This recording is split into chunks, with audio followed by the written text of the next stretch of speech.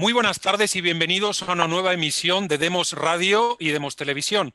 Hoy es jueves 6 de septiembre de 2018 y les saluda José Papí desde Bruselas. Hoy en la área técnica contamos con el apoyo del incomparable Xavier Bermúdez desde San Sebastián y contamos con dos invitados de excepción. Desde Cartagena de Indias, mi amigo Vicente Ferrer. Vicente, ¿cómo estás? ¿Qué tal, amigos? ¿Qué tal, José y demás? Encantado, y aquí en el Caribe, no con el sol, en medio de un casi tornado, pero bien, estamos aquí. Un abrazo. Bueno, bienvenido Vicente. Y bueno, hoy nuestro invitado de excepción es nada menos y nada más que don Fernando Paz. Fernando es profesor de Historia y Filosofía, escritor, autor de obras como Europa bajo los escombros, El fracaso de una utopía, Nuremberg, juicio al nazismo, en fin. Vamos a tener, yo creo que un debate muy interesante, ahora os anunciaré sobre qué tema, pero la cortesía impone que lo primero que le demos es las buenas tardes a Fernando. Fernando, ¿cómo estás? Pues muy bien, buenas tardes, muy bien, la verdad es que muy contento de estar hoy aquí. Un placer. Fantástico, pues muchísimas gracias y un honor que A nos hayas vosotros. atendido en la emisión de hoy. Bueno, Lo mismo digo. muchas gracias. Antes de iniciar el programa de hoy, me gustaría hacer dos breves anuncios muy rápidamente. Uno, el programa que vamos a tener con el célebre Hervé Falciani se ha retrasado por una cuestión procesal que, en fin, afecta al señor Falciani. Lo vamos a celebrar la semana que viene o mucho más probablemente la siguiente, ¿de acuerdo? Pero habíamos hecho el anuncio de este programa y simplemente decirle a todos nuestros seguidores que hablaremos y hablaremos mucho sobre la corrupción. Y el señor Falciani tiene mucho que contarnos sobre qué es la corrupción, cómo funciona. Y bueno, hemos tenido ya programas sobre esto liderados por Paco Bono, pero bueno, vamos a seguir indagando en el tema con una figura como el señor Falciani. El segundo tema es que también vamos a tener una pequeña entrevista que se va a difundir dentro de muy poco con el empresario Manuel Opazo, que si no sabéis, pues es la persona, el empresario que ha organizado esa manifestación este fin de semana en Barcelona, el 9 de septiembre, para protestar contra la deriva separatista.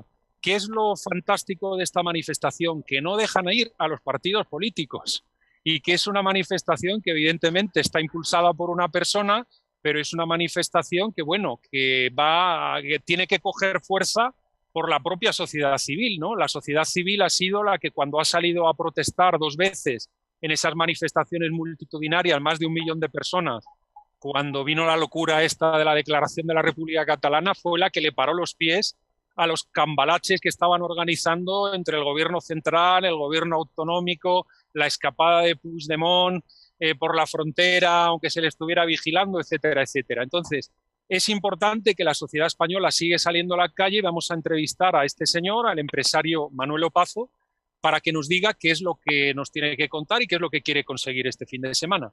A mí, en principio, pues es una manifestación que me resulta más simpática, porque evidentemente no teniendo partidos, pues la veo más espontánea, la veo más guiada desde la sociedad civil y me estoy repitiendo. En fin, el tema de hoy. En las emisiones de Demos estamos tomando cada vez más en serio la idea de la hispanidad. La hispanidad, estamos teniendo una serie de diálogos con diferentes invitados y el tema de hoy, el tema que nos habíamos planteado, que lo había conversado con nuestros dos invitados, con Vicente y con Fernando, es el siguiente. Leo de mi chuleta. La hispanidad como proyecto de futuro frente a un europeísmo mal entendido.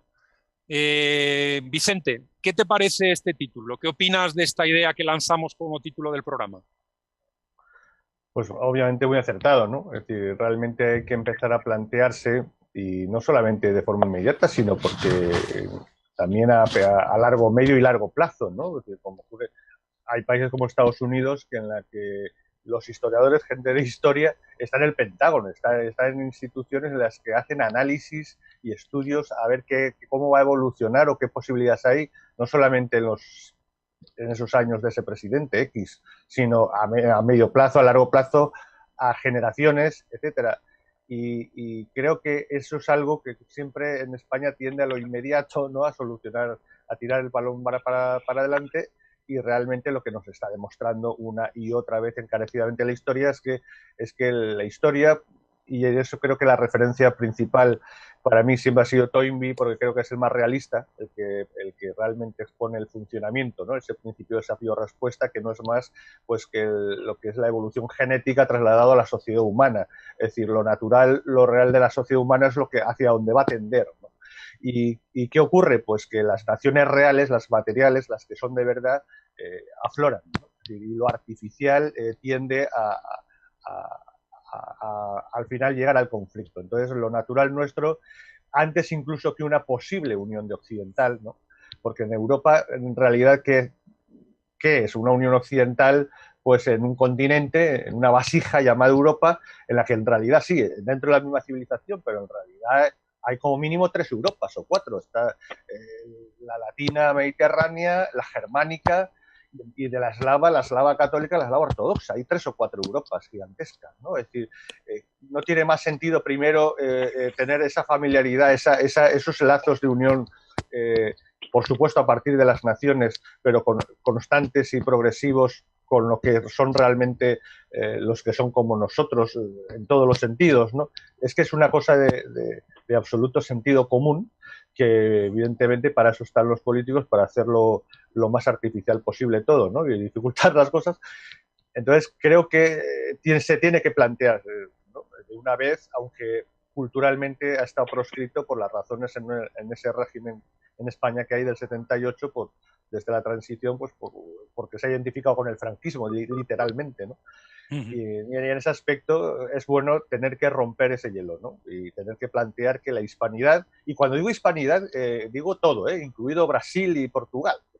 Es decir, si hay algunos que critican lo de Latinoamérica, que aquí se utiliza, es normal, pues Iberoamérica es que, pues oye, Ibero se refiere a algo geográfico, oye, pues en realidad originalmente lo hispano encierra todo, ¿no? Es decir, como dijo el gran poeta luso Camões, castellanos, portugueses, españoles, todos, ¿no? Entonces, lo hispano es todo, ¿no? Todo lo que ha nacido de ese mundo hispano propiamente, ¿no?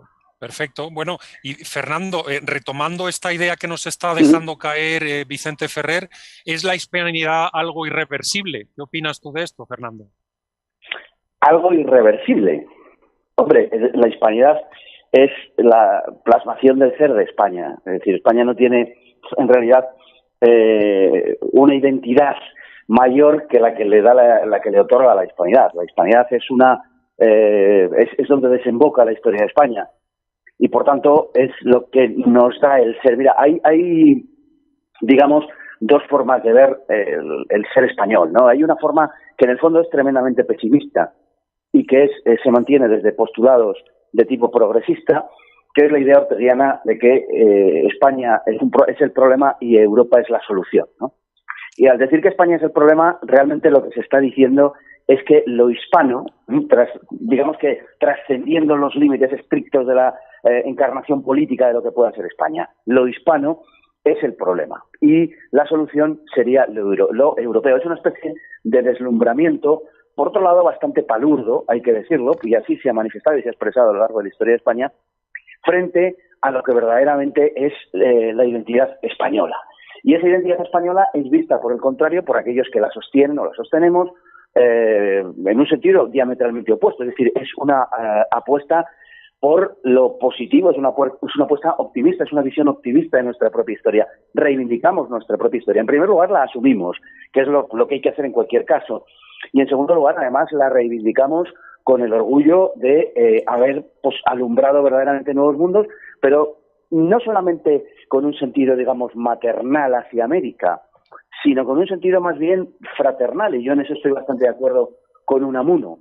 La hispanidad nos otorga una identidad a todos en horizontal, por decirlo de alguna manera. O sea, quiero decir que tenemos que verla como algo que verdaderamente nos iguala. Decía Valle Inclán en los años 20, España ya no está aquí, refiriéndose lógicamente al solar ibérico, España está allí, y apuntaba hacia América. Bueno, pues lo hispánico, que tampoco se limita estrictamente a América, aunque lógicamente allí tiene su mejor expresión, es desde luego un proyecto, y en mi opinión es el proyecto de España. El proyecto europeo, sin dejar de ser España, porque obviamente España es Europa, el proyecto europeo, sin embargo, está visto como algo mucho menos, en el fondo, afectivo y mucho menos emotivo. Es un proyecto, digamos, que es visto como una solución. Vale, yo te retomo el balón, Fernando, con lo que estás diciendo, comparto todo lo que has dicho y sobre todo me llama la atención, bueno, que tú has planteado la cultura como algo que nos aglutina y no como algo que nos separa, ¿no? Porque la Claro. socialdemocracia recientemente, pues bueno, está imponiendo esta idea de que la cultura es algo para que todos seamos muy especiales y muy diferentes, ¿no? Y aquí lo que tenemos es una cultura, y te paso el balón, Vicente, es una cultura que nos aglutina y es una cultura que nos está uniendo en una unidad prácticamente cultural de 600 millones de personas, o si te tomo la palabra y añado a los lusoparlantes de 900 millones de personas, es algo, eso que tenemos en común, yo creo que es más importante subrayar eso que subrayar las diferencias, ¿no? Sí, y además no solamente, o sea, no solamente el ámbito, por ejemplo, de la lengua, ¿no? También Unamuno decía lo de mi patria es mi lengua. Yo creo que la hispanidad va más allá. Como ha dicho Fernando, España se expresa en la hispanidad, pero como de principio alfa omega. Es decir, vamos hacia allá y es que venimos de allá. Y debería enseñarse y mostrarse que eso es una realidad, no es una entelequia. Es decir, la hispanidad, y esto lo hemos hablado en programas, ¿no? En otros programas, es una realidad étnica, es una realidad, por supuesto, cultural en todos los aspectos, principalmente en el tronco común que es el español, incluso para los portugueses y brasileños, que es su lengua segunda y casi la conocen igual para hablar con todos sus vecinos. Y además, por supuesto, con los demás, incluido el portugués y tal. Es decir, en ese sentido, recuerdo bueno, lo de Domínguez Ortiz, ¿no? Es la nación de los 3000 años. Es una nación que se coció, como dice Domínguez Ortiz, 1000 años desde que los fenicios dan el nombre, y entonces los pueblos de la península se dan cuenta que en realidad todos son familia, ¿no? Eso que decían los cronistas romanos del siglo I de que cuando Viriato visita Numancia dice hermanos de padre y de madre, o sea, porque son conscientes de que tienen tanto familiaridad íbera como celtíbera, y que además en realidad son estructuras similares porque todos ya eran caucásicos de diferentes oleadas, de la oleada del siglo XVIII a.C., del XII propiamente indoeuropea, etcétera, etcétera, ¿no? Son oleadas en realidad de la misma estructura. Entonces, estamos hablando de que la hispanidad es una realidad y una fuerza que la historia lo ha demostrado, ¿no? Estamos en la última versión de España, que es el Estado moderno que montan los reyes católicos, pero en realidad la historia demostró que había otro que empezó desde la misma Roma, después los godos, que tuvieron que unificarse y entregarse prácticamente a los hispanos en ese concilio de Toledo. Es decir, desde una fuerza gigantesca que demostrada, y bueno, no tenemos que ser tan pesimistas por la fuerza de la artificialidad, en este caso en los últimos años acuciada y apoyada por esa socialdemocracia, ¿no? de que se generó en la posguerra, ese lobby gigantesco establishment, dueño de importantes plataformas financieras de deuda, que es lo que le interesa, que lo que le interesa es disolver las identidades nacionales y crear estructuras sobre estructuras estatales para que el ciudadano deje de ser ciudadano, sea una persona totalmente dependiente de las estructuras, ¿no? Que además con deuda, ¿no? Y que pierda su identidad cultural y nacional. Sí, como estamos viviendo en el actual proceso de construcción europea. Y vamos a ver, Fernando, sácame del pesimismo. ¿Somos los españoles los últimos en darnos cuenta de que hay hispanidad? Porque es que en España esto no está de moda. Está más de moda en Hispanoamérica que en España. Por favor, dame ánimo. Pues seguramente sí, seguramente somos los últimos en darnos cuenta, no solamente del concepto de hispanidad, incluso del propio concepto de nación española. Pero yo soy optimista, lo tengo que repetir otra vez, de verdad, y no es por un acto volitivo, no es porque yo lo desee, que también deseo ser optimista, pero no es por eso, es porque, aunque yo no lo era hasta hace poco tiempo, sin embargo, pues con motivo de este desafío que tenemos de destrucción de la nación española, pues hemos visto como han brotado en los balcones de España banderas nacionales, ¿no? Y yo creo que eso nos tiene que animar enormemente. Y tú mismo estabas hablando antes de la convocatoria de una manifestación de la sociedad civil, donde felizmente no intervienen los partidos políticos y son las manifestaciones que más capaces han sido de aglutinar un mayor número de gente. Por tanto, naturalmente que sí soy optimista. Nos están burlando la historia, absolutamente, en todos los aspectos. De forma muy principal, la historia contemporánea, en fin, está en la mente de todos, pero no solamente eso, también el sentido mismo de la historia de España. el sentido profundo de la historia de España. Vicente hace un rato hablaba con enorme acierto de los orígenes de lo que puede ser la identidad nacional, de esa primera unidad, aunque fuese administrativa, romana, y fundamentalmente de los visigodos, que al final, y me gustaría subrayar esto, que al final podemos decir que crean la nación histórica, no política evidentemente, pero sí la nación histórica hispana en el Tercer Concilio de Toledo, el 579, cuando Recaredo, después del fallido intento de su padre, Leo Vigildo, de unificar la nación, digamos, de alguna manera, unificar el pueblo y la monarquía, por ser más exactos, en el arrianismo, Recaredo, convertido ya al catolicismo, se da cuenta que lo que tiene que hacer no es convertir al pueblo al arrianismo, sino convertir la monarquía al catolicismo. A partir de ahí, la historia de España es muy principal y fundamentalmente, y esto es una cosa que se suele soslayar, es muy principalmente una historia católica. Católica en un sentido amplio, naturalmente, no solo en un sentido religioso estrictamente, sino en un sentido cultural. Y la hispanidad, en definitiva, es eso, culturalmente hablando. De hecho, Toynbee, al que antes se ha citado también, decía aquello de que todas las civilizaciones nacen a partir de un concepto religioso, y añadía algo también importante, y es que tiene mucho que ver con lo que está pasando hoy, y decía, y cuando esas civilizaciones van a morir, se revuelven contra aquella religión que les dio a luz, ¿no? Entonces, esa hispanidad es algo en sentido cultural, repito, profundamente religioso, porque es una cosmovisión, es una forma de interpretar el mundo. Y no se limita con ser mucho a lo que es América y a las relaciones de la propia España con América y esa identidad española con América. Es que hay una hispanidad que trasciende incluso la propia América. Estoy pensando en el África hispana, estoy pensando en Guinea, estoy pensando en el Sáhara, naturalmente no en todas partes con el mismo grado de intensidad. Además, la política exterior española bastante desastrosa en la medida en la que la ha habido, porque desde el siglo XVIII prácticamente no tenemos política exterior, pero bueno, ese es otro tema. Es una política que ha dejado de la mano a toda esta hispanidad, pues en Filipinas, en el Sáhara o en Guinea, donde, sin embargo, en Filipinas, por ejemplo, pues se conserva la religión católica, en el Sáhara Occidental no se conserva la religión, pero se conserva el idioma, y en Guinea pues se conserva un poco, digamos, de las dos cosas, ¿no? Y eso es lo que los españoles deberíamos verdaderamente celebrar. Pero en esto, como en otras cosas, que es, en definitiva, responder a tu pregunta, efectivamente se nos está hurtando la historia de España y, por tanto, la identidad misma de España. Exactamente, y fíjate, incluso nos están robando el nombre de Hispanoamérica. Nos lo están escondiendo, bueno, robando no, nos lo están escondiendo, nos lo meten en el cajón y nos han puesto delante aquello que era un galicismo, ¿no? La Amérique Latina, ¿no? Latinoamérica, que también ahora mismo, pues bueno, se pasó al inglés y nosotros al traducir o al leer tantos libros que vienen de los Estados Unidos, pues acabamos diciendo Latinoamérica sin darnos cuenta, ¿no? Vicente, ¿qué opinas? Sí. Perdón, Fernando, dime, sí. No, simplemente una postilla en ese orden de cosas, porque me parece que lo que has dicho es fundamental, es importantísimo. Al final tenemos que defender el idioma y tenemos que defender lo que significan las palabras. Efectivamente, Latinoamérica es un intento de rapto francés del concepto de hispanidad, de todas.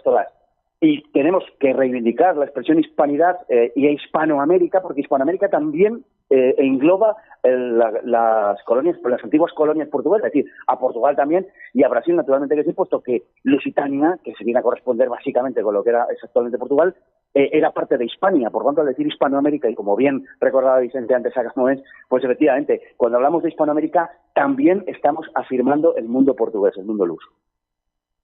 Vicente, España se tiene que reafirmar frente a Europa, como decía Gustavo Bueno, y te mando esto de lo de Latinoamérica versus Hispanoamérica. Sí, es decir, en realidad se tiene que reafirmar a sí misma, tiene que atreverse a que los niños sean conscientes de la realidad. O sea, no es cuestión de que nos gusta más esta versión de la historia de la que ahora hay una versión de la historia regionalista o autonomista. No, es que hay una verdad, hay una realidad y hay una falsedad absoluta y entonces tenemos que volver a la realidad, más que nada porque tarde o temprano cuando se vive en la falsedad acaba habiendo un desastre, ¿no? Acaba habiendo un conflicto, acaba habiendo la imposibilidad de continuar. Yo quería comentar lo que dices. Fíjate, en Estados Unidos tienen claro que lo hispanic es todo lo que está de Río Grande para abajo, ¿no? Es decir, eso lo tienen clarísimo. Entonces, y aparte de eso, lo que pasa es que el término latino ya se ha interiorizado aquí en los pueblos hispanos como algo como propio, ¿no? El término latino ellos incluso creen, en las clases más populares, latino creen que solo se refieren a él. Claro, cuando le dices, no, latino, los originales son los mediterráneos, ¿sabes? Roma y tal. Ellos creen que el latino es el mestizaje de lo europeo, hispánico, obviamente, con los... Entonces, claro, también hay que aceptar que las palabras y los conceptos evolucionan, ¿no? Es decir, es más, ya no tienen nadie ni puñetera idea que sobre lo latino, lo francés tiene algo que ver. De hecho, aquí nadie sabe, ni le importa un carajo lo francés. Entonces realmente tampoco nos obcequemos con eso, ¿no? Es decir, el latino es un término que también se ha asumido aquí, pero y no necesariamente es antihispánico, ¿no? Ni antiespañol. Todo lo contrario, ¿no? Sí, yo siempre he comentado, por ejemplo, que en la labor que ha hecho España en Bruselas hemos sido poco leales a nuestros hermanos en Hispanoamérica, muy poco leales. ¿Por qué? Porque nuestro paso por Europa ha sido siempre un paso para pedir. Primero pusimos la mano para solicitarle a Mamá Europa que nos diera los fondos estructurales. Cuando se nos gastaron los fondos estructurales, porque ya la media de renta per cápita pues no funcionaba con todos los nuevos países que venían del este de Europa, pues nos hemos inventado el irnos a pedir a Frankfurt dinero y que nos compren la deuda pública española por aquello de mantener el euro, ¿no? Pero al final, digamos, al igual que el Reino Unido y Francia han defendido a sus colonias, han creado los programas ACP, África, Caribe, Pacífico, donde se han dado fondos a mansalva a sus antiguas colonias que, bueno, gestionaron de una manera fatal y en las que prácticamente no quedó nada bueno ni nada reseñable. Recordemos que Guinea Ecuatorial era el país más rico de toda África cuando se independizaron en el año 68. Sí, y bueno, esa España que no ha defendido a Hispanoamérica, no ha defendido, perdonadme el anglicismo, os pido disculpas, a su propia Commonwealth, ¿no? A su Commonwealth de países en América, en Filipinas, en África. Esa España, vamos a decir, traidora, ¿no? En Europa, yo creo que debería replantearse que en América no solo hay que ir a cobrar de más, ¿no? Con nuestras grandes compañías oligárquicas del mundo de la electricidad o de la telefonía o demás, ¿no? Que esto tiene que ser un proyecto de más vuelos, ¿no? ¿Qué te parece, Fernando? Pues completamente de acuerdo. Al final, al contrario de lo que decía Marx, la historia de la humanidad es la historia de la lucha de élites, no como él creía. Y todo lo que está sucediendo ahora tiene que ver con el reparto mundial e internacional en este proceso de globalización de las áreas de poder. España entró en la Unión Europea, es verdad, entró en el mercado común europeo en aquel momento y lo hizo, a un coste que yo creo que está a la vista de todos, pese a las apariencias.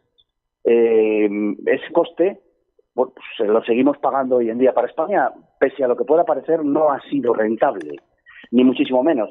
España desmanteló por completo su economía real, es decir, la producción de cosas, de verdad, los tangibles, a cambio de ocupar su espacio, el que le había sido adjudicado en la división internacional, y permanecer sumisa y por renunciando a su soberanía, que es verdaderamente lo que hemos hecho y en lo que estamos. Hemos sido un gran negocio para Europa y ahora ya ni siquiera recibimos los fondos de cohesión, puesto que al haber entrado prácticamente nada, puesto que al haber entrado países de unos niveles de renta, sobre todo el este de Europa, más bajos que los nuestros, pues son quienes se benefician de ellos, ¿no? Con lo cual, hemos vendido lo que teníamos, hemos vendido nuestro patrimonio por un plato de lentejas. Y la cuestión está en que efectivamente estamos en manos de élites transnacionales. Lo triste y lo duro es que nosotros no decidimos prácticamente nada, es que no tenemos soberanía, es que cuando ejercemos la tan pomposamente anunciada democracia de la que disfrutamos y que nos hemos dado a nosotros mismos, como nos recuerdan cada 2 por 3,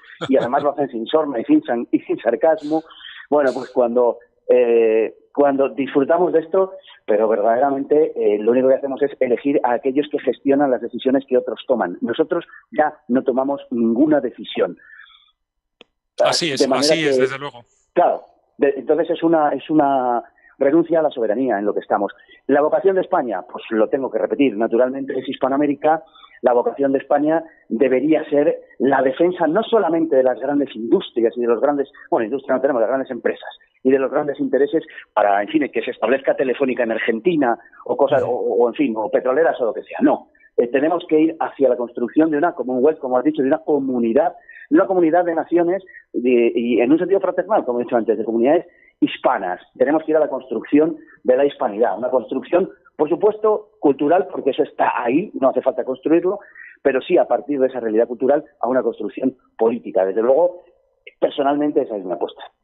Claro, y desde luego qué complejo tenemos, por ejemplo, de que nos tenemos que apuntar a un espacio único de educación como puede ser Bolonia y no lo organizamos con todos estos países de América. Es que no tiene ni pies ni cabeza.